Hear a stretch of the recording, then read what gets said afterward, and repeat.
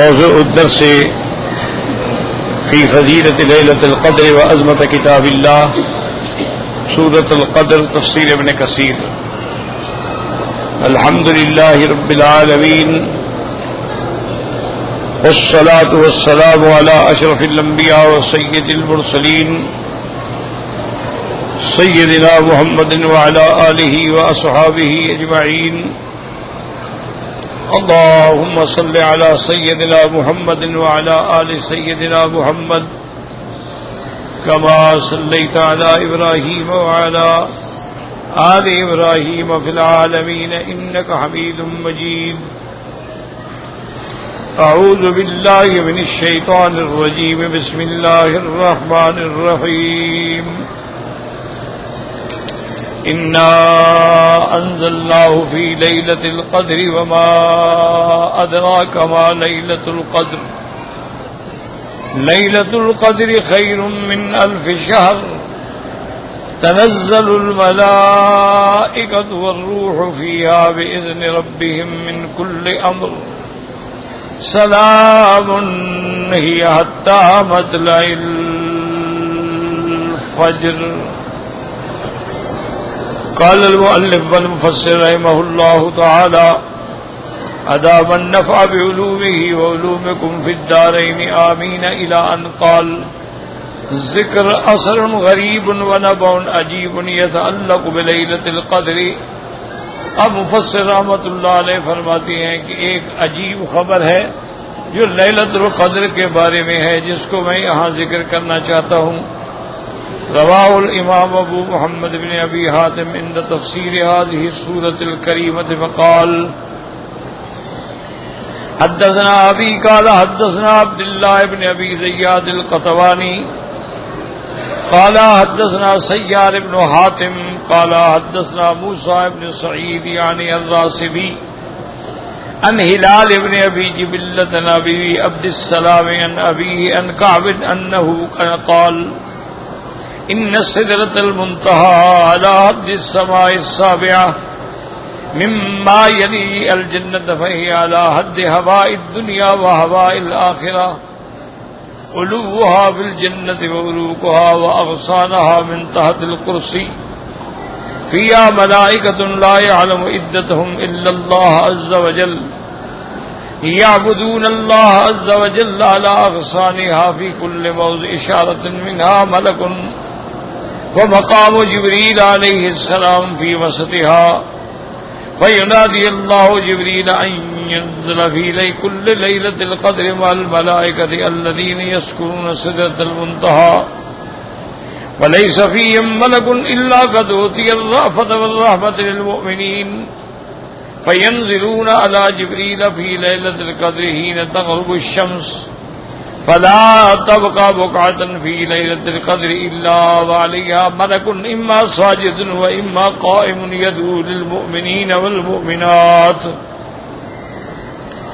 إلا أن تكون كنيسة أو بيئة أو بيت نار أو وصل أو بعض أماكنكم التي تزرعون فيها الخبث أو بيت فيه سكران أو بيت فيه مسكر أو بيت فيه وثن منصوب أو بيت فيه جرس معلق أو مبولة أو مكان فيه كساحة البيت. فلا يزالون ليلتهم تلك يدعون للمؤمنين والمؤمنات وجبريل لا يدعو أحد من المؤمنين إلا صافحه. اب مفسر رحمۃ اللہ علیہ فرماتے ہیں کہ حضرت ابن ابی حاتم نے اس سند کے ساتھ یہ واقعہ ذکر فرمایا ہے. حضرت کعب فرماتے ہیں انہو قال ان صدرۃ المنتہا. کعب الاحبار جو ہیں نا یہ کتب سابقہ کے بہت بڑے عالم تھے، روایات اسرائیلیہ کے بہت بڑے عالم تھے، تو اکثر وہ روایات اسرائیلیہ ذکر کرتے رہتے تھے.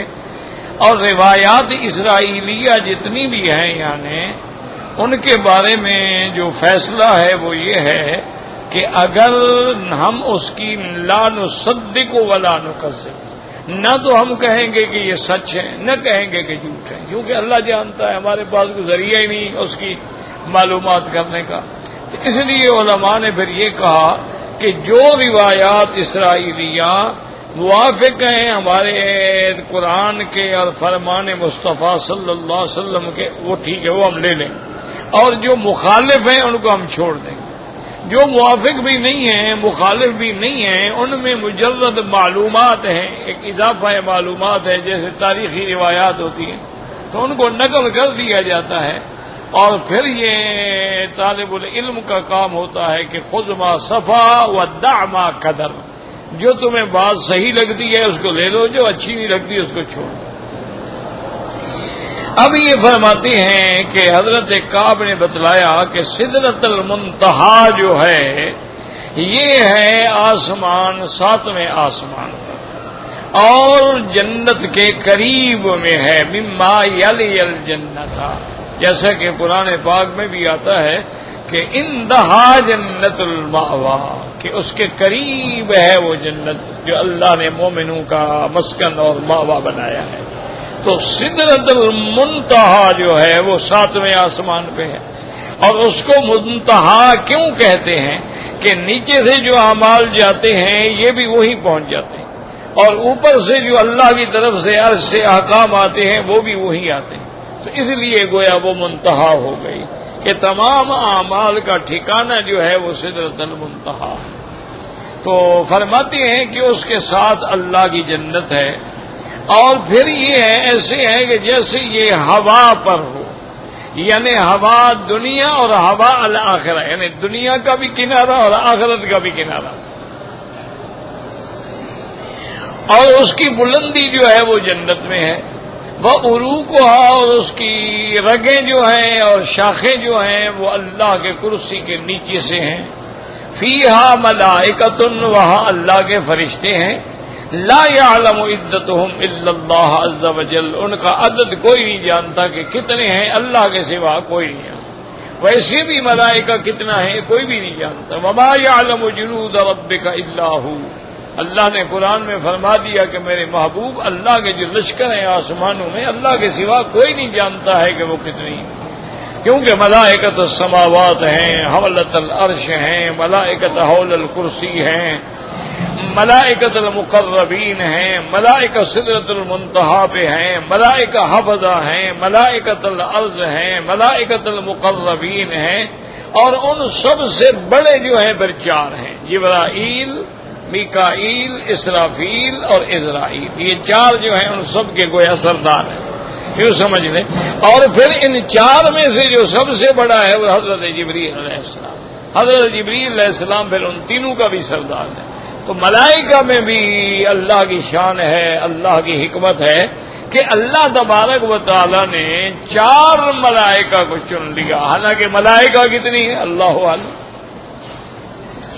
اور بے عین ہی اگر غور کریں تو میرے مدنی پاک کے صحابہ بھی تو لاکھوں ہیں، لاکھ، کیونکہ حجۃ الوداع میں تو 1,24,000 صحابی ساتھ تھے، لیکن وہ سارے تو حج پہ نہیں آ گئے تھے، ایسے لوگ بھی تھے نا جو حج پہ نہیں آئے، ایسے بھی تھے جن کے پاس استطاعت ہی نہیں تھی، تو لاکھوں صحابہ ہیں، لیکن لاکھوں صحابہ میں جو شرف ملا ہے وہ 4 کو ہی ملا ہے، ابو بکر، عمر، عثمان، علی رضوان اللہ تعالی علیہم اجمعین۔ یہ اللہ کی حکمتیں ہیں، اللہ کی شان ہے، وہ جس عدد کو چاہیں عزت عطا فرما دیں، تو بہرحال ملائکہ میں بھی 4، محمد کے یاروں میں بھی 4 علیہم الصلوات والتسلیم۔ اور اسی طرح علماء نے فرمایا ہے کہ کتابیں بھی کئی اتری ہیں، بعض علماء فرماتے ہیں کہ 123 کتابیں اتری ہیں، لیکن شرف 4 کو ملا ہے، قرآن ہے، تورات ہے، انجیل ہے اور زبور ہے، اس کے علاوہ اور کسی کتاب کا نام نہیں جانتے ہیں۔ صحائف کا ذکر آیا ہے، صحف ابراہیم و موسیٰ، ان کو اللہ نے صحائف بھی دیے تھے، لیکن کتابیں یہ 4 ہیں۔ سب سے افضل اعلیٰ قرآن ہے، تورات ہے، انجیل ہے، زبور ہے۔ تو اب آپ دیکھیں کہ اللہ نے ملائکہ میں بھی 4 کو چن لیا ہے، کتابوں میں بھی 4 کو چن لیا ہے، اور صحابہ میں بھی 4 کو چن لیا ہے، اور اسی طرح خدا کی شان دیکھیں کہ فقہائے امت جو ہیں ان میں بھی اللہ نے 4 کو چن لیا، امام ابو حنیفہ ہے، امام مالک ہے، امام شافعی ہے، امام احمد ابن حنبل، ورنہ ان کے علاوہ ہزاروں بڑے بڑے فضول العلماء پیدا ہوئے. آخر ان کے اساتذہ بھی تھے نا جی، ان سے انہوں نے علم حاصل کیا ہے، لیکن جو مقام ان کو ملا ہے وہ کسی کو نہیں ملا. یہ اللہ کی شان ہے. اللہ تبارک و تعالی جس کو دیں اور جس کی عظمت کو بڑھانا چاہیں، ورنہ بڑے بڑے لوگ پیدا ہوئے ہیں، بڑے بڑے ائمہ محدثین پیدا ہوئے ہیں. اب دیکھیں امام بخاری کتنا بڑا آدمی ہے، امام ترمذی رحمۃ اللہ علیہ، امام مسلم رحمۃ اللہ علیہ، ابی داؤد السجستانی رحمۃ اللہ علیہ، اسی طرح جلال الدین رحمۃ اللہ علیہ، اور پھر جلال الدین میں بھی دو پیدا ہوئے، محلی بھی اور سیوطی بھی، لیکن ان کو وہ مقام نہیں ملا جو فقہاء اربعہ کو ملا. یعنی آپ ساری ترمذی شریف پڑھ لیں. امام ترمذی جو ہے یہ شاگرد ہے امام بخاری، امام بخاری استاد ہیں، لیکن امام ترمذی نے اپنی ساری کتاب میں کسی فقہی مسئلے پر امام بخاری سے ایک قول بھی نہیں لیا. ساری کتاب آپ پڑھ لیں سنن ترمذی اول سے آخر تک. حالانکہ امام صاحب نے سارے مسائل بیان کیے، اور مسائل بھی دونوں جانب کے بیان کیے ہیں. مثلا رفع یدین ہے، وہ بھی باب باندھا ہے، رفع یدین نہیں کرنا اس کا بھی باب باندھا ہے. یعنی مسائل بھی دونوں جانب کے ذکر کیے، اور مذاہب بھی نقل فرمائے، صحابہ کے اقوال بھی نقل فرمائے ہیں، فتاوی صحابہ بھی نقل فرمائے ہیں. لیکن کسی ایک مسئلے میں بھی، فقہی مسئلے میں، اپنے استاد کا قول نہیں دیا.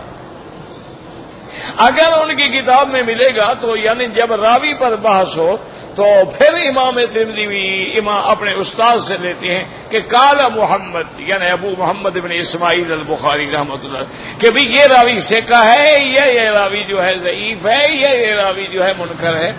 ان سے یعنی اسماء الرجال پر، صحت حدیث پر تو قول لیتے ہیں، لیکن فقہی قول نہیں. کہ اس کا معنی اب اشارہ کرتے ہیں کہ میرا استاد جو ہے محدث ہے لیکن فقیہ نہیں. فقیہ ہونا الگ بات، محدث ہونا الگ بات. اللہ سب پہ کروڑوں رحمتیں فرمائے. اللہ تبارک و تعالی ان کے درجات کو بلند فرمائے، اور اللہ ہمیں تمام ائمہ، فقہاء، محدثین، مفسرین، اولیاء اللہ کی ادب اور احترام نصیب فرمائے. یہ ہمیشہ سب کے لیے. تو اس لیے یہ اللہ کی شان ہے کہ اب دیکھتے چلے جائیں تو ہر جگہ اللہ نے چار چن لیے. اسی لیے بعض علماء نے تو یہ بھی فرمایا کہ پہاڑوں میں بھی چار پہاڑ ہیں جن کو اللہ نے شرف بخشا. اچھا، نہروں میں بھی چار نہریں ہیں جن کو اللہ نے شرف بخشا ہے. دجلہ، فرات ہے، اور اسی طرح جیہون، سیہون، چار نہریں جن کو اللہ. اچھا، اسی طرح پہاڑ ہیں، اس میں جبل نور ہے، جبل سور ہے، جبل احد ہے، اور جبل طور ہے. ان چار کو اللہ تبارک و تعالی نے ذکر کیا ہے. ان کا ذکر قرآن میں بھی مل جاتا ہے، حدیث میں بھی مل جاتا ہے. کیوں؟ اب جیسے غار ثور ہے تو اس کا ذکر قرآن میں موجود ہے، اذ ہما فی الغار. اب جبل نور ہے تو سارا پہلا وہی اترا، اقرا بسم ربک الذی خلق. اسی طرح اگر آپ جبل احد ہے تو ساری حدیثیں بھری ہوئی ہیں کہ سرکار دو عالم جب جہاد سے واپس آتے اور آپ کو پہاڑ احد نظر آتا تو اونٹنی کو آپ ایڑی سے حرکت دیتے، کہتے ہل ہل کسواب، اونٹنی جلدی چلو جلدی چلو، ھذا جبل یحبنا ونحب. یہ وہ پہاڑ ہے جس کو ہم بھی محبوب رکھتے ہیں اور وہ بھی ہمیں محبوب رکھتا ہے. یہ اللہ کا نظام ہے. بس دعا کیا کرو، بس اللہ ہمیں. دیکھیں نا، سب سے جو محبوب پہاڑ ہے، معلوم یہ ہوتا ہے کہ محبوبوں کو ہی صدمے سہنے پڑتے ہیں. آدمی کا محبوب نہ ہو تو کیا صدمہ ہے؟ کوئی اجنبی آدمی، اس کو کوئی تکلیف ہو گئی، مر گیا، اچھا جی اللہ مغفرت کرے، بس. لیکن جب محبوب مرے گا تو کتنا صدمہ ہوگا. تو صدمے محبوب کے ہوتے ہیں. اس لیے اللہ نے جنگ احد میں جو سرکار مدنی کو صدمہ آیا وہ بھی احد کے دامن میں، اسی پہاڑ کے دامن. اور بھی تو مدینے میں کئی پہاڑ تھے نا. اللہ کا نظام ہے. تو اس لیے فرماتے ہیں مفسر رحمت اللہ علیہ کہ وہاں جو اللہ کے فرشتے ہیں ان کا لا یعلم عدتهم الا اللہ، اللہ کے سوا کوئی نہیں جانتا کہ کتنی ہیں.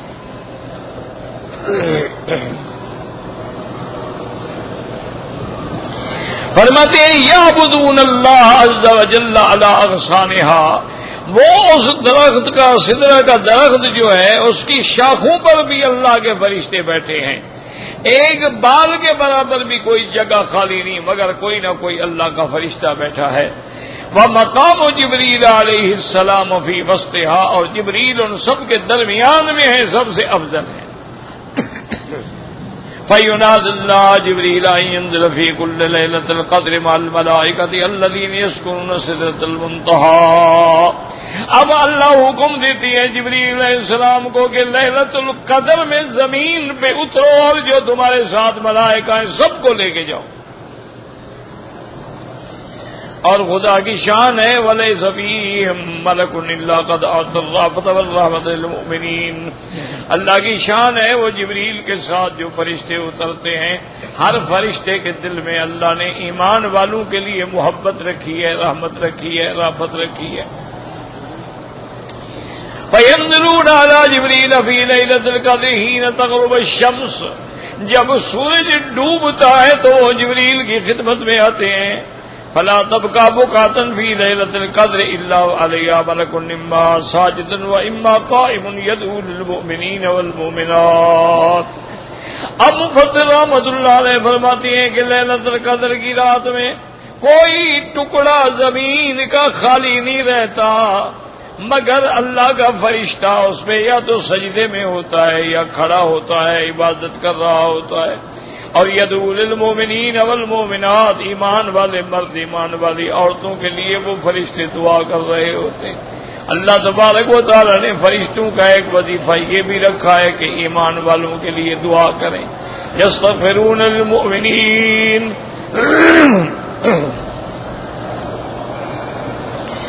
الا ان تکون کنیسۃ او بیۃ او بیت نار او وثن. ہاں اگر کوئی گرجا ہے یا یہودیوں کا عبادت خانہ ہے، او بیت نار یا آگ کا گھر ہے، جیسے بعض آتش پرست جو ہیں وہ آگ جلاتے ہیں اور آگ کی پوجا کرتے ہیں.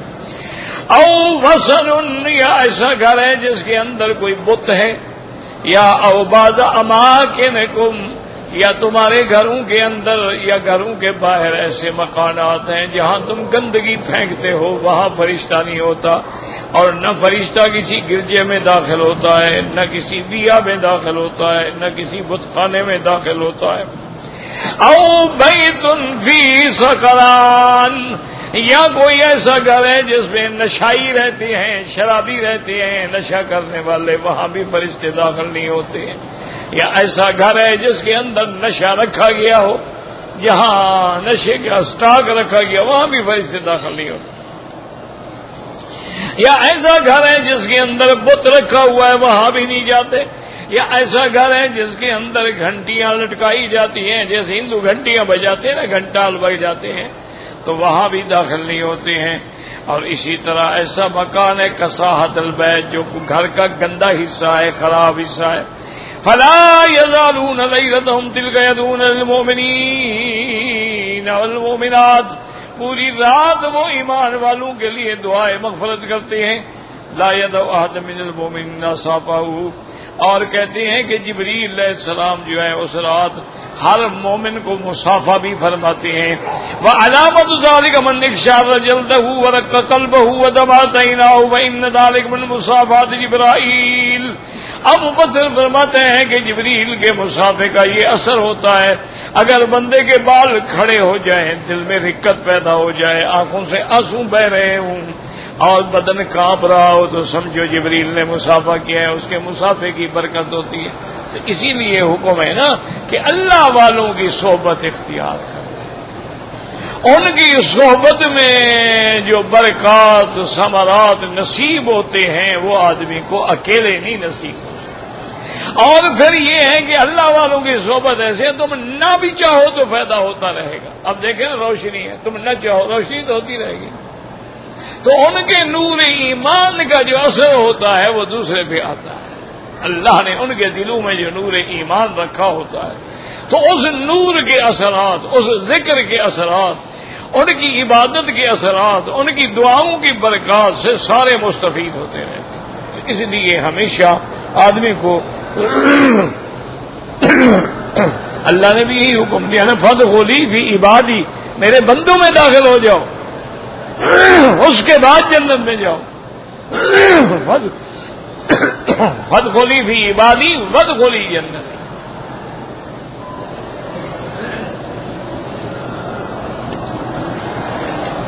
ہم تو اتنے غافل ہیں، ایمان سے کہیں کبھی آپ نے لیلۃ القدر میں سوچا ہے کہ یار شاید ہمارے ساتھ بھی فرشتے نے مصافحہ کیا ہو؟ بس ہمارے یہاں تو ایک روٹین ہے نا جی کہ 27 کی رات ہے، عمرہ کرنا ہے، 27 کی رات ہے، بس ساری رات جاگتے رہنا ہے، چاہے تاش کھیل کے جائیں، ٹی وی دیکھ کے جاگتے رہیں، گپے لگاتے رہیں، یہ کوئی جاگنا ہے؟ 27 کی رات ہو یا رمضان کی کوئی رات، جاگنے کا معنی ہے اس کی یاد میں جاگ رہا ہو، اسی کا فکر ہو، اسی کا ذکر ہو، زبان پہ اس کا نام ہو، دل میں اس کا فکر ہو، پھر تو آپ کہہ سکتے ہیں کہ میں نے جاگا ہے۔ تلاوت قرآن ہو، اللہ کے اذکار ہیں، کچھ بھی نہیں آتا ہے تو کلمہ شریف تو آتا ہے نا مسلمان کو، لا الہ الا اللہ محمد الرسول اللہ، یہ سب سے افضل ذکر ہے۔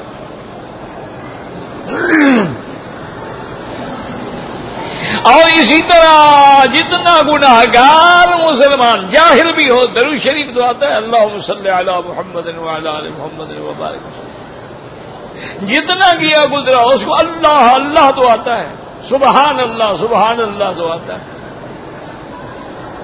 وہ تیری راتیں جو ہیں وہ اللہ کی یاد میں گزرے تو سمجھو کہ میں نے رمضان کی رات عبادت کی۔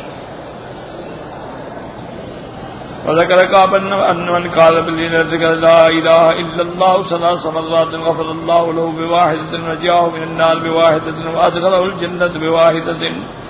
حضرت کعب فرماتے تھے کہ لیلۃ القدر میں جو بندہ 3 دفعہ کہہ دے لا الہ الا اللہ تو ایک سے اللہ تبارک و تعالیٰ اس کے گناہ معاف کر دیتے ہیں، اور دوسرے سے اللہ تبارک و تعالیٰ اس کو آگے جہنم سے نجات دے دیتے ہیں، اور تیسرے دفعہ کہنے سے اللہ اس کو جنت نصیب فرماتے ہیں۔ فقلنا لكعب الأحبار يا أبا إسحاق صادقا فقال كعب الأحبار وهل يقول لا إله إلا الله في ليلة إلا كل صادق۔ اب جناب ہم نے حضرت کعب سے کہا کہ جو کہے لا الہ الا اللہ صادقاً، یعنی صادقاً بھی قلبی، انہوں نے کہا اللہ کے بندے کوئی ایسا بھی ہوگا کہ جو کلمہ پڑھے اور صادق نہ ہو؟ کلمہ کرنے کا معنی یہی ہے کہ صادقاً بقلبہ موقناً بہ مومناً بہ، اس کا پورا ایمان ہو کہ کوئی معبود برحق نہیں مگر اللہ تبارک و تعالی۔ والذی نفسی بیدہ ان لیلۃ القدر تسکر علی الکافر والمنافق حتی کأنہا علی ظہرہ جبل فلا تزال الملائکۃ ھکذا حتی یطلع الفجر۔ اور حضرت کعب فرمانے لگے مجھے قسم ہے اس ذات کی جس کے قبضہ قدرت میں میری جان ہے کہ لیلۃ القدر جو ہے کافر اور منافق بھی اتنی بھاری ہوتی ہے جیسے ان کی کمر پہ پہاڑ اللہ نے رکھ دیا ہو، ان کے لیے وہ بھاری ہوتی ہے، اور مومن کے لیے وہ رحمت ہی رحمت ہوتی ہے۔ فرماتی ہیں کہ اسی طرح فرشتے ساری رات رہتے ہیں حتیٰ کہ یہ طرح صبح صادق طلوع ہوتی ہے۔ فاول من يظهر جبريل حتى يكون في وجه الأفق الأعلى من الشمس فَيَبْسُطُ جِنَاحَيْهِ وَلَهُ جَنَاحَانِ أَخْضَرَانِ لَا يَنْزِلُ مَا إِلَّا فِي تِلْكَ السَّاعَةِ وَتُصِيرُ الشَّمْسُ لَا شُعَاعَ لَهَا۔ اب اس کے بعد فرماتی ہے کہ سب سے پہلے آسمانوں کی طرف جبریل جاتے ہیں، اور جبریل علیہ السلام سورج کے سامنے آ جاتے ہیں، اور اس کے بعد اپنے دو پر پھیلاتے ہیں۔ وہ دونوں پر جو ہیں آپ کے سبز رنگ کے ہوتے ہیں، وہ کبھی نہیں پھیلاتے جبریل مگر لیلۃ القدر کی رات گزرنے کے بعد صبح کے وقت میں۔ اس کا نتیجہ یہ نکلتا ہے کہ سورج بے نور ہو جاتا ہے، ایسے ہو جاتا ہے کہ اس کے اندر کوئی نور ہی نہیں ہے۔ وَتُصِيرُ الشَّمْسُ لَا شُعَاعَ لَهَا، اس کے اندر تیزی نہیں ہے۔ ثم يدعو ملكا فيسر بيده نور الملائكة نور جناح جبريل فلا تزال الشمس يومها ذلك متحيرة يقيم وجه الماء بين الأرض بين السماء الدنيا يومهم۔ اب فرماتی ہے کہ پھر ہر فرشتہ آسمانوں کی طرف آتا ہے۔ اب آسمانوں کے فرشتوں کا بھی نور، جبریل کا بھی نور اکٹھا ہو جاتا ہے، تو نتیجہ یہ نکلتا ہے کہ سورج کا نور گویا کہ سارا دن بیکار ہو جاتا ہے۔ فَيُقِيمُ جِبْرِيلُ وَالْمَاءُ بَيْنَ الْأَرْضِ وَبَيْنَ السَّمَاءِ، اب حضرت جبریل علیہ السلام اور فرشتے ان کے ساتھ آسمانوں اور زمین کے درمیان میں کھڑے ہوتے ہیں سارا دن۔ ذَلِكَ فِي دُعَاءٍ وَرَحْمَةٍ وَاسْتِغْفَارٍ لِلْمُؤْمِنِينَ وَالْمُؤْمِنَاتِ، اور یہ سارا دن بھی دعا کرتے رہتے ہیں، استغفار کرتے رہتے ہیں، بخشش مانگتے رہتے ہیں ایمان والوں کے لیے، مرد ہوں یا عورتیں۔ وَلِمَنْ صَامَ رَمَضَانَ ایمانا وَاحْتِسابًا، جس نے ایمان کے ساتھ اللہ سے اجر لینے کے لیے روزے رکھے ہیں۔ وَدَعَا لِمَنْ حَدَثَ نَفْسَهُ بِنَاشِ إِلَىٰ قَابِلٍ صَامَ رَمَضَانَ لِلَّهِ فَإِذَا أَمْسَكَهُ إِلَى السَّمَاءِ الدُّنْيَا حَلَقًا حَلَقًا مِنْ دُونِهِمْ مَلَائِكَةُ سَمَاءِ الدُّنْيَا۔ اب فرماتی ہیں کہ اس کے لیے بھی دعا مانگتے ہیں جو بندہ دل میں کہتا ہے کہ اگر اللہ نے مجھے اگلے سال رمضان نصیب کیا تو میں یہ عبادت کروں گا، میں یہ عبادت کروں گا، میں قیام کروں گا، میں صیام کروں گا۔ اور اس کے بعد فرماتے ہیں جب شام ہو جاتی ہے دخلوا الی السماء الدنیا، آسمان پہ جاتے ہیں، ہلکن ہلکن وہاں ہلکے بنا کے بیٹھ جاتے ہیں۔ فَتَجْتَمِعُ إِلَيْهِمْ مَلَائِكَةُ السَّمَاءِ الدُّنْيَا، پہلے آسمان کے فرشتے آتے ہیں، فَيَسْأَلُونَ مَنْ رَجُلٍ وَعَنِ امْرَأَةٍ فَيَحْدِثُونَ حَتَّى يَقُولُوا مَا فَعَلَ فُلَانٌ وَكَيْفَ اجْتَمَعُوا الْعَامُ، حتیٰ کہ وہ فرشتے بیٹھ کے پھر ایک ایک بندے کے بارے پوچھتے ہیں، اچھا جی بتاؤ فلاں بندے کا کیا بنا، فلاں کا کیا حال تھا، فلاں کیسے تھا، فلاں کیسے تھا، فلاں کیسے، اچھا فلاں پچھلے سال کیسے تھا اور اس سال کیسے تھا۔ فَيَقُولُونَ وَجَدْنَا فُلَانًا عَامَ أَوَّلَ فِي هَٰذِهِ الْأَرْضِ والعام، وہ بتاتی ہیں کہ ہم نے پچھلے سال تو اس کو بڑا عبادت کرنے والا دیکھا، لیکن افسوس ہے کہ اس سال جو ہے وہ بدعت میں مبتلا ہو گیا۔ وَوَجَدْنَا فُلَانًا مُبْتَدِعًا وَوَجَدْنَاهُ الْعَامَ عَابِدًا، اور فلاں جو پچھلے سال بدعت میں پڑا ہوا تھا وہ اس سال اللہ کی عبادت میں ہے۔ قال يكفون استغفار لذلك يقولون الصواب لهذا ويقولون وجدنا فلان فلان سبحان اللہ، پھر اس کے لیے وہ دعا مانگتے ہیں۔ ووجدنا فلان ذاکر فلان ساجدا، ہم نے دیکھا کہ فلاں رکوع میں ہے، فلاں سجدے میں ہے، وجدنا تالیا لکتاب اللہ، اور ہم نے دیکھا کہ اللہ کے قرآن کی تلاوت کر رہا ہے۔ قال فهم كذلك يوم ليلة من السماء الثانية، پھر دوسرے آسمان پہ جاتے ہیں، في كل سماء يوم وليلة حتى ينتهوا مقام سدرة المنتهى ويقول لهم سدرة المنتهى ما يا سكاني، اب وہ ہر آسمان پہ رہ کے دعائیں مانگتے مانگتے مانگتے مانگتے ایک دن رات ایک آسمان کرتے کرتے سدرة المنتهى پہ پہنچے۔ اب سدرۃ المنتہا ان کو مخاطب کر دیا یا سکانی، میرے پر رہنے والوں، حدثونی الناس سموہم لی، مجھے بتاؤ کہ تم نے لوگوں کو کیسے پایا، اگر جانتے ہو تو ان کے نام بھی بیان کرو۔ فإن لي علیکم حقا، تھا کہ میرا بھی تم پر حق ہے۔ وإنی أحب من أحب اللہ، اور میں بھی اس سے محبت کرتا ہوں جس سے اللہ تبارک و تعالی محبت فرمائے۔ اور یاد رکھو جب اللہ بندے سے محبت کرتا ہے تو کائنات کا ذرہ ذرہ پھر اس سے محبت کرتا ہے، اس کے لیے دعائیں کرتا ہے، بخشش مانگتا ہے۔ فَذَكَرَ قَالُوا أَنَّهُمْ يَعُدُّونَ يَقُولُ الرَّجُلُ وَاسْمَائِهِمْ وَاسْمَاءِ آبَائِهِمْ ثُمَّ تَقُولُ جَنَّةُ أَخْبِرِينِي بِمَا أَخْبَرَكَ سُبْحَانَكَ مِنَ اللَّهِ وَتَخْبِرُهَا، اب کا فرماتی ہیں کہ وہ اس کو گن گن کے ایک ایک آدمی کی حکایت بتاتے ہیں، خبر دیتے ہیں کہ فلاں مرد فلاں عورت، ان کے نام بھی بتلاتے ہیں۔ پھر اس کے بعد تو جنت السدرۃ، پھر جنت جو ہے وہ سدرہ کی طرف متوجہ ہوتی ہے اور اس سے پوچھتی ہے کہ تمہیں کیا کیا خبر ملی ہے. قال وتقول الجنت رحمت اللہ علی فلان ورحمت اللہ علی فلانۃ، حتیٰ کہ جنت بھی ان پہ اللہ کی رحمت بھیجتی ہے. اللہم اجلہم الیہ، یا اللہ اپنے ایمان والے بندوں کو جلدی مجھ میں داخل فرما. جنت بھی انتظار کر رہی. فَيَبْلُغُ جِبْرِيلُ مَكَانَهُ قَبْلَهُمْ فَيَلْهَمُ اللَّهُ يَقُولُ جِئْتُ فُلَانًا سَاجِدًا فَاغْفِرْ لَهُ فَيَغْفِرُ لَهُ. اللہ کے آگے جبریل جھکتے ہیں، کہتے ہیں یا اللہ میں نے فلاں بندے کو پایا لیلۃ القدر میں تیرے دربار میں سجدہ کر رہا تھا، اس کی مغفرت فرما دے. اس میں جبریل جمیع حملۃ العرش یقولون، اور اب جبریل سارے حملۃ العرش کو سناتے ہیں اور وہ پھر کہتے ہیں رحمت اللہ علی فلان رحمت اللہ علی فلان مغفرتہ لفلان. يقول یا رب وجدت عبدک فلان الذی وجدته عام اول السنۃ علی السنۃ والعبادۃ وجدته على مقدار حدث حدثا فتولى عما امر به فيقول لا يجب انتاب فاتني قبل ان يموت بثلاث ساعات غفرت له. اب فرماتے ہیں کہ جبریل عرض کریں گے کہ یا اللہ میں نے پچھلے سال ایک بندے کو دیکھا تھا، وہ اللہ کے نبی کی سنت پہ اور تیری عبادت پہ قائم تھا، لیکن اس سال میں نے دیکھا تو وہ بدعات میں مبتلا ہو گیا ہے اور تیرے احکام سے بھی وہ اب اعراض کر رہا ہے، منہ پھیرے ہوئے. اللہ فرمائیں گے جبرائیل یاد رکھو ان تابا، اگر اس نے مرنے سے پہلے توبہ کر لی تو میں اس کو بھی بخشنے کے لیے تیار ہوں. اگر وہ توبہ کر لے گا جبریل کلام الہی انت رحمن جمیع خلق انت ارحم عبادک من عبادک بانفسہم، حتیٰ کہ جبریل کہیں گے کہ یا اللہ آپ ساری مخلوق سے زیادہ رحم فرمانے والے ہیں، آپ بندوں سے بھی زیادہ رحم فرمانے والے ہیں. قال ويرتج العرش ما حوله ونجم السماوات به تقول الحمد لله رب الرحیم. اور اس کے بعد عرش بھی اور اس کے ارد گرد بھی اور سماوات جو ہیں وہ سب گونج اٹھیں گے اللہ کے حمد سے اور اللہ تبارک و تعالیٰ کے ذکر سے.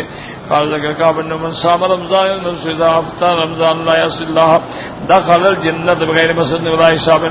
اخبار تفسیر آخر تفسیر ليلة القدر لله الحمد والمنت.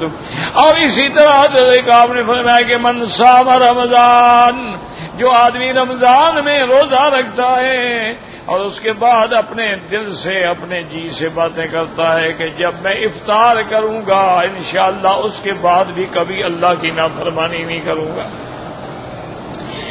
تو فرمائے کہ داخل الجنہ، اللہ اس کو بغیر حساب کی جنت میں داخل کر دیتے ہیں. آخر تفسیر لیلۃ القدر للہ الحمد والمنہ مفسر رحمۃ اللہ علیہ فرماتے ہیں کہ یہ لیلۃ القدر کے بارے میں یہ جو آخری اقوال تھے، آخری بیانات تھے، وہ بھی میں نے نقل کر دیے ہیں. تو یاد رکھو یہ محدثین کا، مفسرین کا، فقہاء علماء کا قاعدہ ہوتا ہے کہ وہ ایک بارے میں جتنی ان کو دلائل، حکایات، واقعات ملتے ہیں وہ سارے ذکر کرتے ہیں کہ بھی لیلۃ القدر کے بارے میں قرآن کیا کہتا ہے، لیلۃ القدر کے بارے میں فرمان مصطفیٰ کیا ہے، لیلۃ القدر کے بارے میں فرمان صحابہ رضوان اللہ علیہم اجمعین کیا ہے، لیلۃ القدر کے بارے میں اولیاء اللہ نے کیا کہا، لیلۃ القدر کے بارے میں سابقہ کتابوں میں کیا آیا ہے. تو آدمی کے پاس جب یہ سارے معلومات ہو جاتے ہیں تو پھر اس کو پتہ لگتا ہے لیلۃ القدر کی عظمت کا کہ کتنی شان والی یہ رات ہے کہ جس کا ذکر قرآن میں بھی ہے، تورات میں بھی ہے، انجیل میں بھی ہے، کتب اسرائیلیہ میں بھی ہے اور صحابہ میں بھی ہے، ملائکہ میں بھی ہے، جبریل میں بھی ہے. اس لیے مفسر فرماتے ہیں کہ الحمدللہ میں نے بھی جتنے لیلۃ القدر کے بارے میں اقوال سے سارے ذکر کر دے. واللہ اعلم.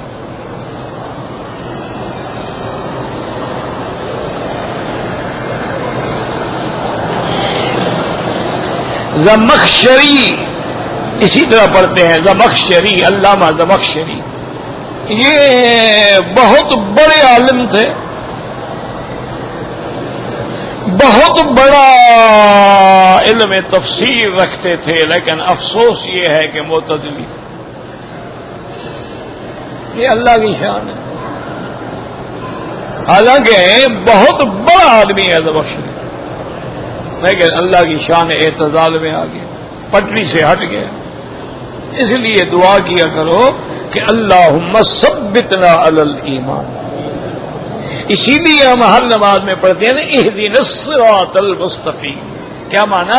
اللہ ہمیں پکڑ کے رستے پہ پہنچا۔ ہم تو گناہگار ہیں، بھٹکے ہوئے ہیں، اب آپ زبردستی ہمیں رستے پہ پہنچا۔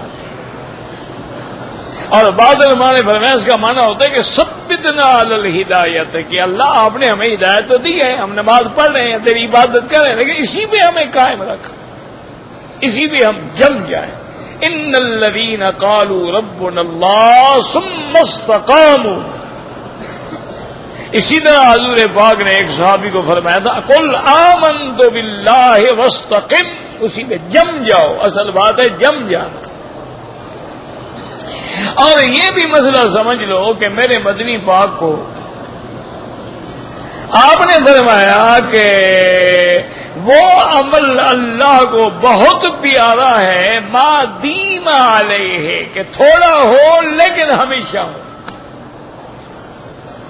یہ نہیں کہ ایک دفعہ تو آپ نے ماشاءاللہ 10 پارے قرآن پڑھ لیے پھر پورا مہینہ قرآن کھولا ہی نہیں۔ اس سے بہتر ہے کہ ایک پاؤ پڑھو لیکن روز پڑھو۔ ایک دن تو ماشاءاللہ جوش آیا تو ساری رات طواف میں کھڑے ہو گئے اور 8 10 12 طواف کر ڈالے اور پھر مہینہ حرم میں بھی داخل نہ ہوئے۔ اس سے بہتر ہے کہ ایک طواف کرو لیکن خشوع خضوع کے ساتھ اور ہمیشہ کرو۔ اسی طرح بعض لوگ جو ہے ماشاءاللہ کبھی جوش آتا ہے ساری رات کھڑے ہیں تہجد میں اور اس کے بعد مہینہ نہیں پڑھتے۔ اس سے بہتر ہے کہ 2 رکعت تہجد پڑھو لیکن روز پڑھو۔ تہجد جو ہے حضور پاک 8 رکعت پڑھتے تھے، لیکن کوئی آدمی اگر صرف 2 رکعت بھی پڑھتا ہے سبحان اللہ تہجد ہے، تہجد والوں میں شامل تو ہو گیا نا، لیکن شرط یہ ہے کہ 2 رکعت پڑھو ہمیشہ پڑھو۔ تم حضور پاک میں درود شریف پڑھتے ہو 100 دفعہ پڑھو لیکن روز پڑھو۔ تم استغفار کرتے ہو 1 دفعہ پڑھو 100 پڑھو لیکن روز پڑھو۔ اسی طرح ایک بہت بڑے بزرگ گزرے ہیں، اللہ نے ان کو بڑے علم دیے، وہ فرماتے ہیں بدقسمتی یہ ہوتی ہے کہ اللہ نے مثلا جتنا ذکر ہے سبحان اللہ الحمدللہ لا الہ الا اللہ اللہ اکبر وللہ الحمد سبحان اللہ وبحمدہ سبحان اللہ العظیم یا حسبنا اللہ ونعم الوکیل لا الہ الا انت سبحانک، یعنی کوئی بھی ذکر ہے، وہ فرماتے تھے کہ اللہ کے ہاں اس کا ایک عدد ہوتا ہے،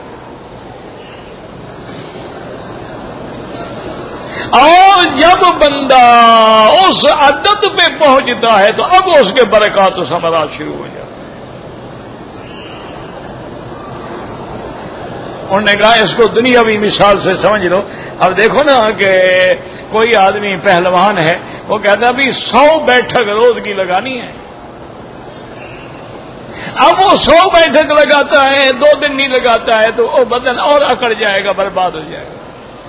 اگر روز لگائے گا تو بدن آہستہ آہستہ آہستہ کھلتا جائے گا، اس کی پریکٹس ہوتی جائے گی، ایکسرسائز ہوتی جائے گی اور بدن اس کا اب ٹھیک ہونا شروع ہوگا۔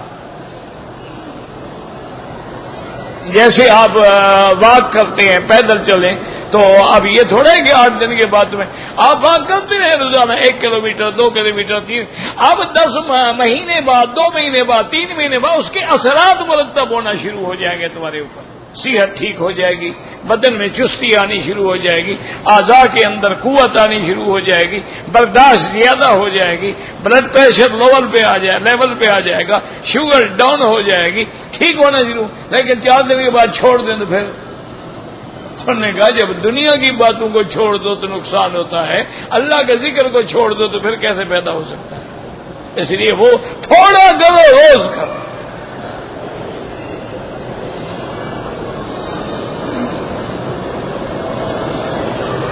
کہتے تھے کہ ہم انڈیا اور پاکستان میں تو رفع یدین نہیں کرتے تھے، یہاں آگے ہم کرتے ہیں تو نماز وہاں بھی تمہاری ہو جاتی تھی یہاں بھی ہو جاتی ہے، جھگڑے میں نہ پڑو،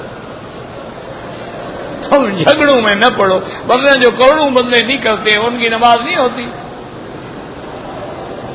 کروڑ بندے ہیں نا. ہم دیکھیں مثلا پورا انڈیا، پاکستان، بابرا، نہر، بخارا، سمرقند، تاج، یہ تو سارے حنفی ہیں. ترکی سارے حنفی تو نہیں کرتے، تو ان کی نماز نہیں ہوتی. یہ غلط بات ہے. یاد رکھو جو کرتے ہیں الحمدللہ ان کی بھی نماز ہوتی، لیکن امام صاحب رحمت اللہ علیہ نہ کرنے کو ترجیح دیتے.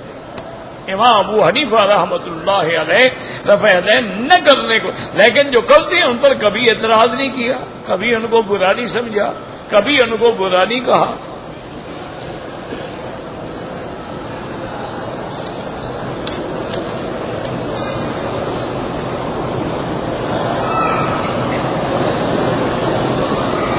کہتے جی میرا حج کرنے کی ضرورت ہے، تصریح کیا ہوتی ہے؟ اجازت ہوتی ہے گورنمنٹ سے، اور کیا ہوتی ہے؟ ان کے دفتر ہوں گے، جا کے پوچھ لو.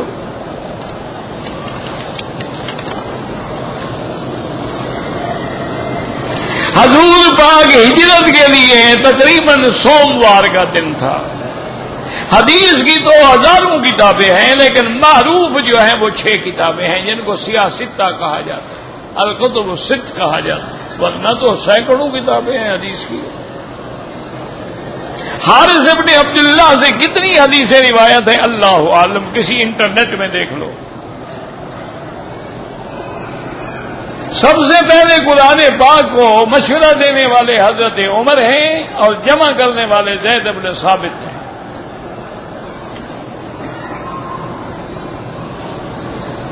وہ کون سی قرآنی آیت تھی اللہ عالم. بہرحال جب اعراب نہیں تھے تو جو عرب نہیں تھے وہ غلط پڑھتے تھے، پھر اس لیے اعراب ڈالے گئے. عربی زبان کے گرامر کو کس نے بنایا؟ حضرت علی نے. وہ کون سی آنکھیں ہیں جن پہ جہنم حرام ہے، جو اللہ کے ڈر سے روتی ہیں؟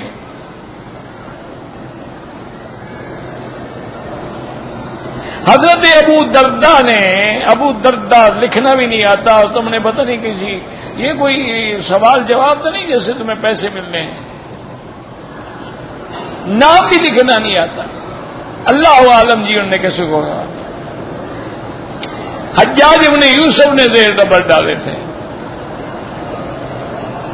وہ کون سا بادشاہ ہے جس نے جنت بنائی؟ جانا ہے آپ نے؟ وہ شداد تھا. اس کی جنت میں جاؤ گے تو گویا جہنم میں چلے گئے. جو اللہ کے مقابلے پہ جنت بنائے گا وہ جہنم ہی ہوگی نا.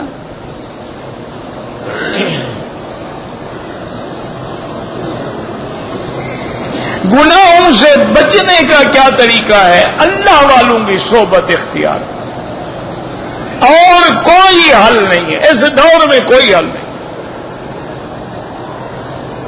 صرف ایک حل ہے کہ اللہ والوں کی جماعت میں مل جاؤ، اللہ والوں کی صحبت اختیار کرو، ان لوگوں سے تعلق رکھو جو اللہ والے ہیں، نمازی ہیں، پرہیزگار ہیں، خدا سے ڈرتے ہیں.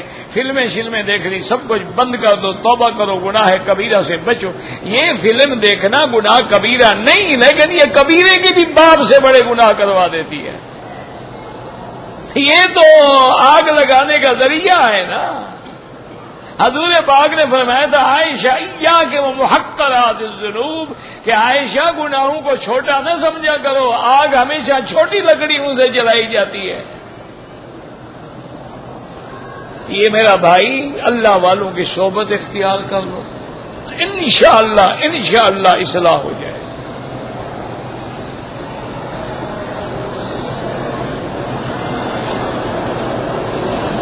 حضرت ہم تو سب کے لیے دعا کرتے ہیں، روز کرتے ہیں انشاءاللہ، اور ہمیشہ کرتے رہیں گے انشاءاللہ. حج یا عمرہ جو ہے اگر کوئی آدمی مر گیا ہے اس کا بدل ہو سکتا ہے، لیکن حج بدل کرنے سے پہلے کسی عالم کے پاس بیٹھ کے پورے مسئلہ اور طریقہ سمجھ لینا تاکہ حج غلط نہ ہو.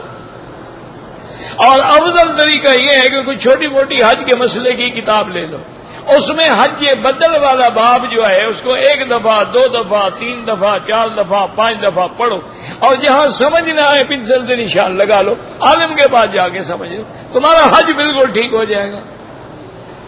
ورنہ حج نہیں ہوگا، پھر میلہ ہی ہوگا کہ جیسے لوگ جا رہے ہیں ہم بھی جا رہے ہیں. لوگوں نے احرام کندھا نکالا ہے ہم بھی کندھا نکال لیں گے، انہوں نے کندھا ڈھک لیا تو ہم بھی کندھا ڈھک لیں.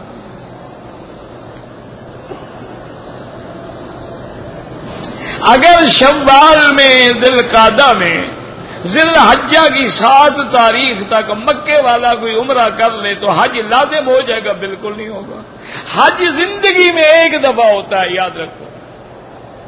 یہ نہیں ہوتا کہ ہر سال واجب ہو جائے.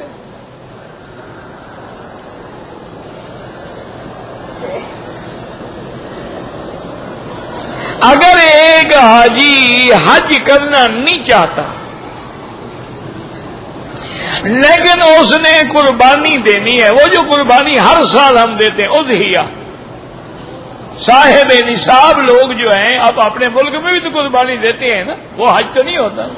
تو جس نے قربانی دینی ہے اس کے لیے افضل یہ ہے کہ جب ذی الحجہ کا چاند نظر آئے تو ناخن نہ کاٹے، حجامت نہ بنائے، پہلے تیاری کر دے. مقصد یہ ہے کہ حج پہ نہیں جا رہا تو حاجیوں کی شکل تو بنا لینا. تو اسی شکل بنانے سے بھی اللہ گناہوں کی معافی دے دیتے ہیں. اسی لیے تو ہم کہتے ہیں نا کہ اللہ والوں کے ساتھ ملو، ان کی شکل بناؤ.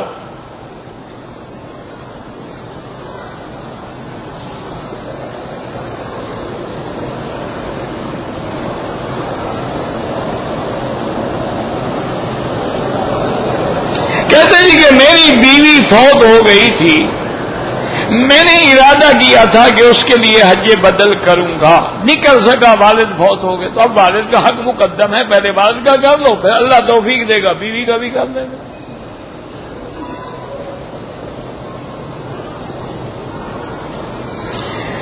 میں پاکستان سے آیا ہوں، میں نے عمرہ کر لیا ہے.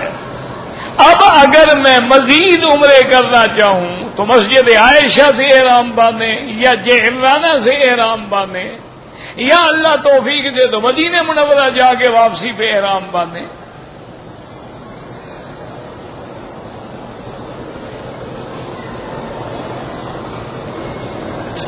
اگر ہم مدینہ گئے تھے اور وہاں سے بغیر احرام باندھے ہوئے آ گئے ہیں، کوئی عذر تھا، مجبوری تھی، ورنہ واپس جا کے عمرہ کرو، ورنہ دم دینی پڑے گی کہ میقات سے تم بغیر احرام کے گزر گئے.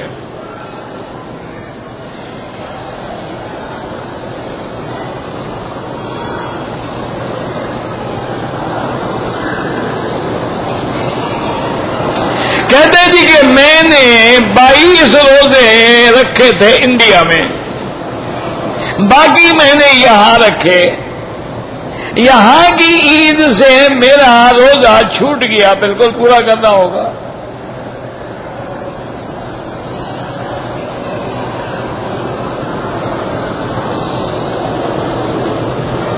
ایک آدمی مدینہ منورہ سے آیا ہے، احرام نہیں باندھا. ایک آدمی پاکستان سے آیا ہے، احرام نہیں باندھا. یا تو فوراً میقات پہ جا کے احرام باندھ کے عمرہ کر لیں، ورنہ ان کو دم دینی پڑے گی. ایک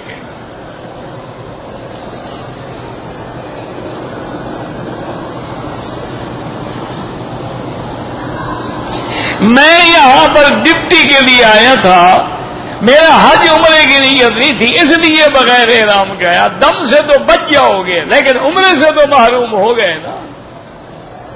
تمہیں مفت میں عمرہ مل رہا تھا، تم نے کتنی بے وقوفی کی ہے.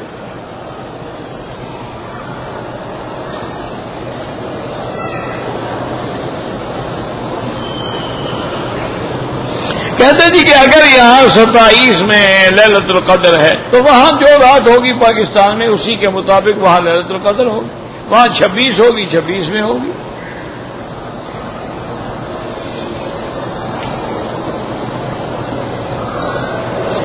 اگر میں نے رمضان کے بعد عمرہ کریں، حج لازمی ہوگا؟ بالکل لازمی نہیں. آپ عمرہ کریں، حج نہ کریں.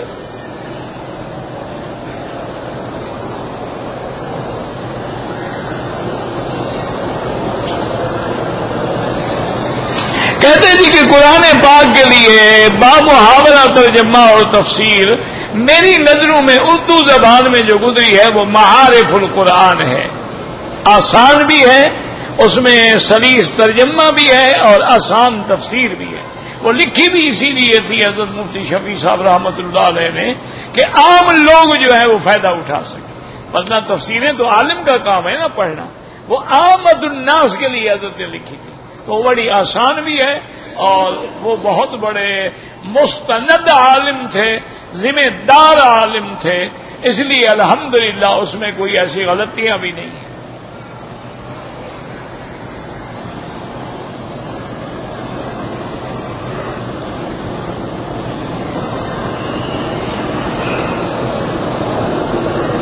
کہتے تھے کہ اگر مظلوم مر جائے تو اس کی روح بھٹکتی رہتی ہے، کوئی نہیں بھٹکتی جناب، روح بڑی پکی چیز ہے، یا وہ علیین میں ہوگی یا سجین میں ہوگی، بھٹکنے دیں گے ہی نہیں، آپ فکر نہ کریں، نہیں بھٹکتی۔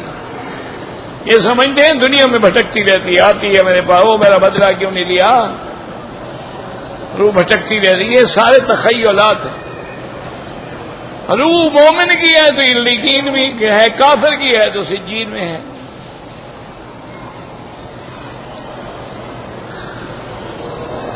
رمضان المبارک میں ہم نے عمرہ کیا، اب اگر ہم حدود حرم سے باہر جانا چاہتے ہیں جا سکتے ہیں، کیوں نہیں جا سکتے ہیں؟ رمضان میں ہم نے عمرہ کیا ہے، اب ہم کو اور عمرہ کرنا ہوگا، کوئی ضروری نہیں، تمہاری مرضی ہے، نفلی عبادت ہے۔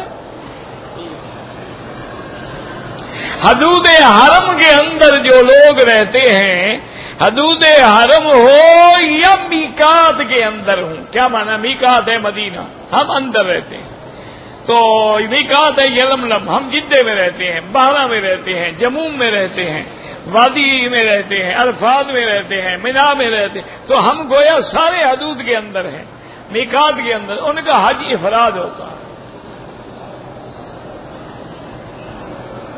رفع یدین کرتا ہے اس کو برا نہ کہو، جو نہیں کرتا ہے اس کے گلے میں رسی نہ ڈالو، اس کے بعد بھی حدیث رسول اللہ ہے۔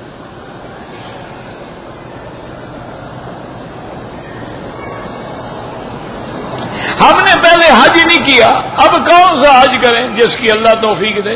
اگر مکے میں رہنے والے ہو یا رمضان سے یہاں آئے ہو تو حج افراد کی نیت کرو۔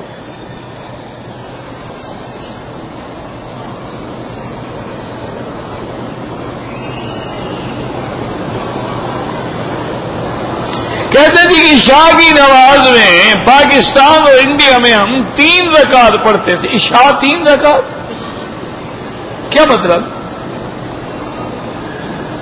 کوئی انڈیا میں کوئی نیا علاقہ پیدا ہوا ہے جہاں 3 رکعت ہوتی ہیں؟ تو عشاء کی نماز کہہ رہے ہو، وتر تو لکھا نا ہے، وتر تو آپ نے نہیں لکھا، ماشاء اللہ سبحان اللہ۔ عشاء کی نماز میں ہم پاکستان اور انڈیا میں 3 رکعت پڑھتے تھے، یہاں 2 رکعت پڑھتے ہیں، یہاں بھی 3 پڑھتے ہیں، غلط فہمی ہے تمہیں، پہلے 2 پڑھ کے سلام پھر کے کھڑے ہو جاتے ہیں، پھر تیسری ملاتے ہیں کہ نہیں ملاتے؟ بس یہاں بھی 3 پڑھتے ہیں جناب، ہم بغیر سلام کے پڑھتے ہیں، یہ سلام کے ساتھ پڑھتے ہیں، جھگڑا کوئی نہیں ہے، ایسے خامخواہ دماغ میں خلل ہے۔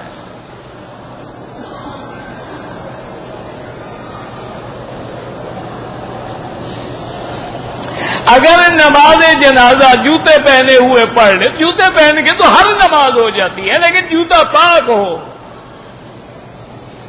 یہ کیا گارنٹی ہے کہ تمہارے جوتے پاک ہوں گے؟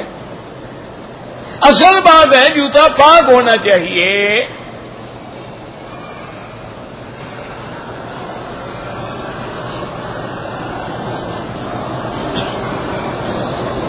اگر میں نے عمرہ کیا ہے اور سر پہ اس طرح پھروا دیا، دوسرا عمرہ کیا پھر بھی اس طرح پھروایا، ٹھیک ہے، بال ہوں یا نہ ہوں اس طرح پھروانا ہوگا۔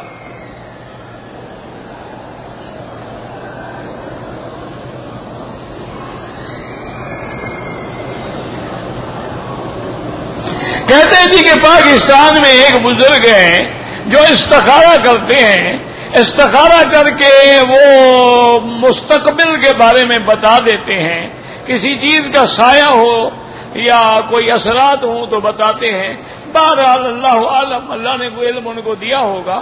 ہم نے یہ نہیں سنا کہ کوئی دوسرا کسی کے لیے استخارہ کرے، حضور نے حکم دیا ہے کہ ہر آدمی اپنے کام کے لیے خود استخارہ کرے۔ پتہ نہیں یہ مولوی صاحبان، یہ بزرگ کیسے کیسے، حضور پہ جادو ہوا کہ نہیں؟ ہاں جی، یہ صحیح حدیث میں ہے نا، ٹھنڈے دل سے مسئلہ سمجھو. سرکار دو عالم پہ جادو ہوا، لبید ابن العاصم یہودی نے جادو کیا. ٹھیک ہے، حضور نے یا صحابہ نے تو استخارہ کر کے معلوم نہیں کر لیا،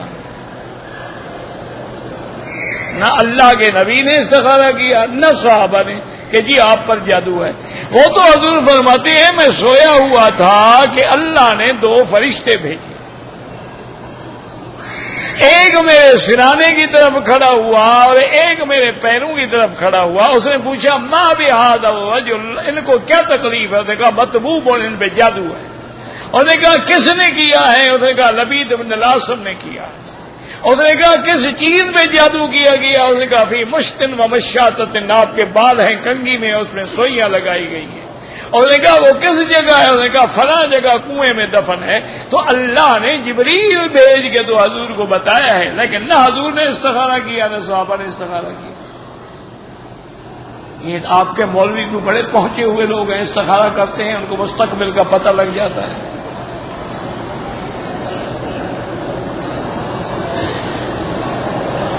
بابا روزی کا بہانہ ہے.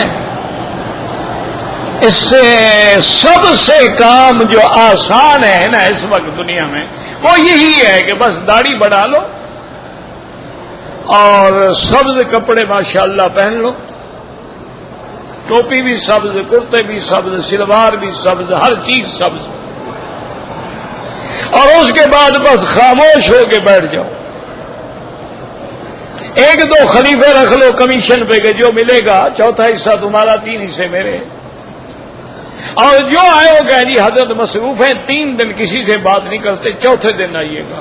بس پھر انشاءاللہ مال ہی مال ہے، کماؤ ہی کماؤ، باقی آگے جہنم ہے. بہترین کاروبار ہے، مل لگا لو نا، اس سے زیادہ پیری بنا لو.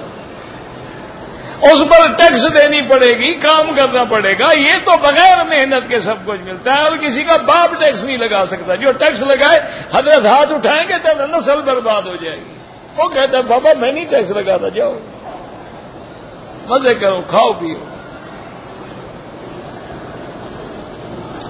اگر میں نے طواف کیا 2 رکعت واجب الطواف بھول گئے، جب یاد آئے پڑھ لو.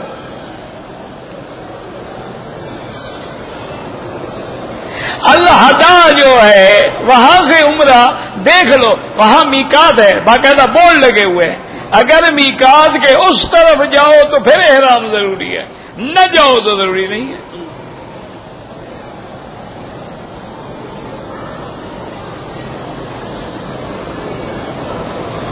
چاروں اماموں کا مقام اللہ نے بلند کیا ہے. کوئی دنیا میں کونا نہیں ہے جہاں ان کا نام نہیں لیا جاتا اور ان پہ رحمتیں نہیں بھیجی جاتی. تیرے تو اپنی اولاد بھی نام نہیں لیتی. آکو لسبو، پتہ نہیں کس کو کسی جانور نے کھا لیا.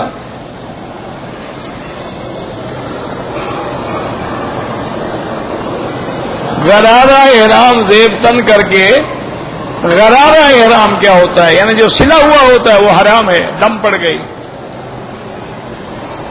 اور تم کو ہوتا ہے نا غرارہ، شرارہ، لہنگا، یہ مردوں کا بھی غرارہ بن گیا نا، یہ بالکل حرام ہے جناب.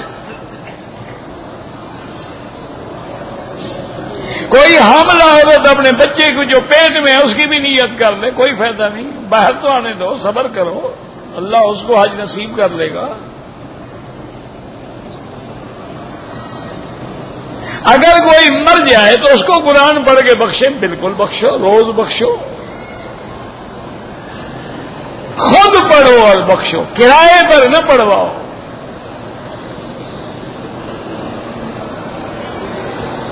اگر جیسے ہم امام صاحب کے ساتھ رمضان میں وتر پڑھتے تھے، دعا کرتے تھے، اکیلے میں بھی دعا کریں، بالکل کریں. اور کوئی وتر ایسا ہے جس میں دعا نہ ہو؟ اللہ کے بندے سب دعا کرتے ہیں. کوئی ہاتھ باندھ کے کرتا ہے، کوئی ہاتھ اٹھا کے کرتا ہے. دعا تو سب کرتے ہیں نا.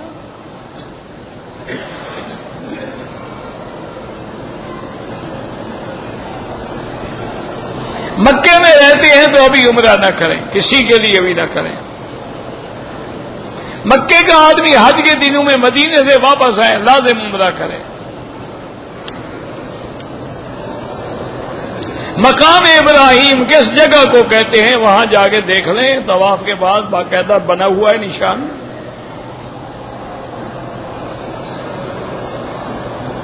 رمضان میں اگر ہم پتہ نہیں کیا لکھا ہے تہجد بھی پڑھ سکتے ہیں. بالکل پڑھ سکتے ہیں.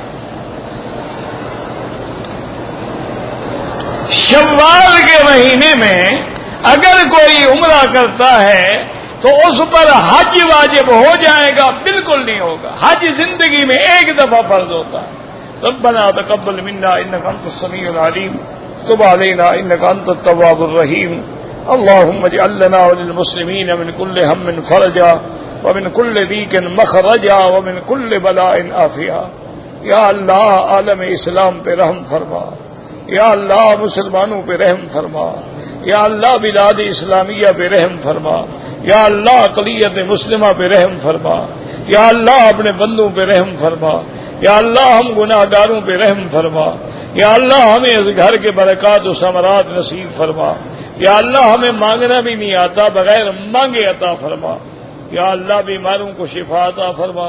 بے حیاؤں کو حیا عطا فرما. بے دینوں کو دین عطا فرما.